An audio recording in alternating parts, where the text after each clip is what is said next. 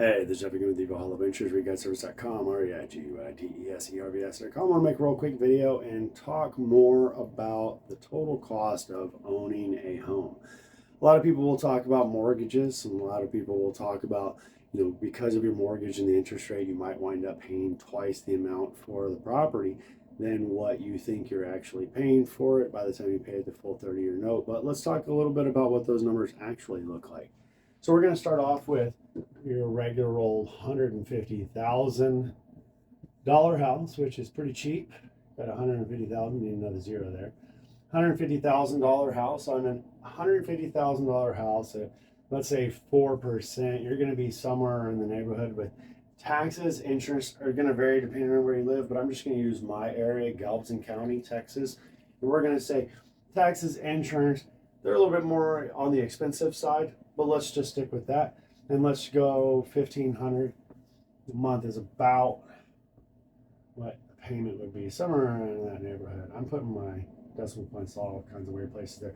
So we got $1,500 a month payment. Now that's going to come out to, after 12 months, that's $18,000 per year just to make the payment for the taxes and the insurance. You're going to have to make $18,000 a year.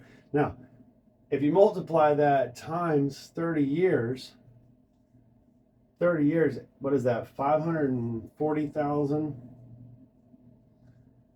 $40,000. $540,000 is what you wind up paying for this house, because of course your mortgage is only a portion of that, and that's fine. But the total cost to you is also going to be your taxes and insurance, the things that you're going to have to put into it.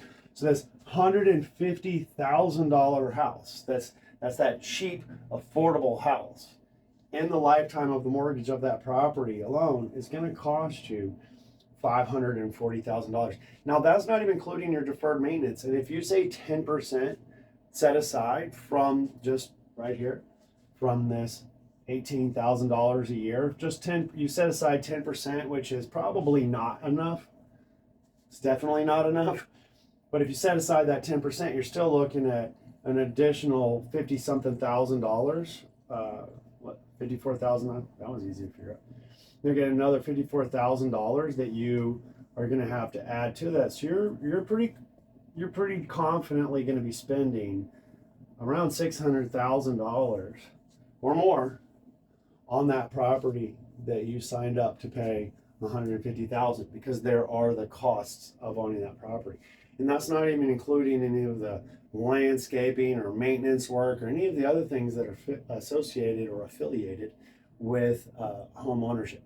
So take a look at that when you're thinking about buying a property. Think about the fact that you need to figure out a way to offset this expense, because again, your residence that you're living in is not going to be an asset, it's going to be a liability. Obviously, this is a lot of money over 30 years. So unless you can figure out a way that this asset is going to pay you, that's what real estate investment does. You need to figure out a way where this asset, this $150,000 house, gives you more than $600,000 over a 30-year period. Because if it's not, then it's not making you any money, and it is also a liability and not an asset. Of course, you do have the increased value, but do you think that this $150,000 house, do you feel confident that this $150,000 house you purchased 30 years later, with doing the bare minimum maintenance on it, is going to be worth $600,000 or more? Because it's going to need to be worth $600,000 or more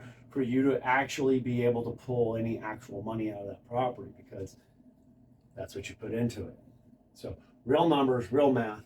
You need to take a look at the big picture, long term, if you're going to be buying things that you think are assets and not liabilities. Be blessed, bless others. ReGuideService.com, REIGUIDESERVICE.com. Damn, that was so wrong. Wasn't even funny. Be blessed, bless others. Later. ReGuideService.com.